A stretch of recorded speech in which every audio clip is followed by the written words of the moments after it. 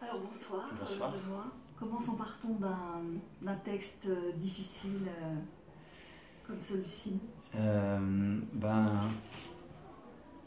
on s'en empare parce qu'au départ, on voit que le texte est un grand texte. Et du coup, il y a on se dit, ben tiens, j'ai envie de le faire, mais on a peur. Enfin, moi j'ai eu peur. Et puis, 2-3 ans après l'avoir découvert, en fait, j'ai eu l'opportunité de faire une lecture devant 10 personnes. Donc, je l'ai fait lire. Enfin, non, d'ailleurs, c'est Denis qui l'a lu devant 2 personnes dans un atelier dans une, voilà. Enfin, il l'a lu devant 2 personnes et les personnes en sont sorties complètement ébranlées. Et, voilà. Et du coup, je me suis dit, ah ben non, en fait, oui, c'est possible à entendre et on est en empathie avec le personnage, on n'est pas heurté on n'est pas choqué par les choses. Et du coup, on a commencé un lent travail de lecture et d'appropriation du texte pour arriver voilà, à la représentation que vous avez vue. Oui, c'est un texte qui n'était pas fait ni écrit pour le théâtre. C'est un texte de théâtre, si, théâtre. tout à fait. Ouais, c'est marqué. Ce texte est fait pour un acteur seul. Et donc, Denis, pour lui, c'est vraiment une pièce de théâtre. En fait, il a fait un atelier pendant 6 mois dans un hôpital psychiatrique, une résidence. Il y a une grande pièce qui s'appelle Mon mal en patience qui est sortie. Et dedans, il y a la conférence.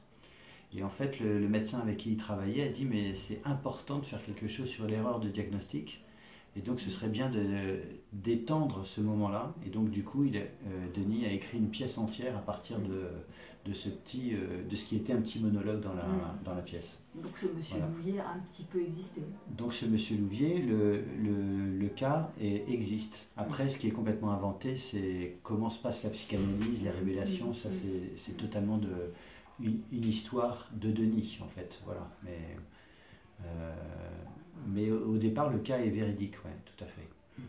Et ces médecins vous ont autorisé à révéler ce genre En fait, la chose que l'on sait, elle est très générale, donc elle arrive à beaucoup de monde, c'est-à-dire des gens diagnostiqués schizophrènes qui ne le sont pas, des gens qui ne connaissent pas leur identité sexuelle, ou des gens qui ne se remémorent plus le fait qu'ils ont été abusés enfants.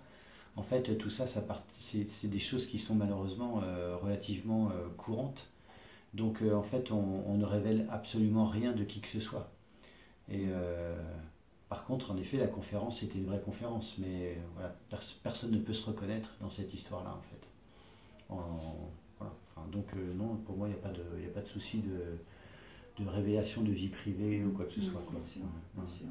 Oui, sinon, c'est pas possible. Non. C'est pas possible. Écoutez, je vous remercie beaucoup. Mais je vous en prie. C'est une interprétation. On a l'impression que c'est vous, quoi. Vous incarnez cette personne. En fait, ça, c'est mon métier, mais c'était une chose qui était. Ouais, qu'on a travaillé beaucoup avec Pierre Notte, qui a apporté beaucoup de vérité là-dedans, et puis avec Denis. En fait, le texte, il est en vers libre. Et donc, moi, je pense que le fait que ce soit en vers libre, ça permet d'aller se rapprocher très proche de la réalité, parce qu'il y a de toute façon une distance, une mise en forme qui est là grâce à l'écriture de Denis. Et du coup, moi, c'est vrai que dans le jeu, j'essaye d'être au plus proche d'une réalité d'interprétation. Et donc, tant mieux si ça fonctionne.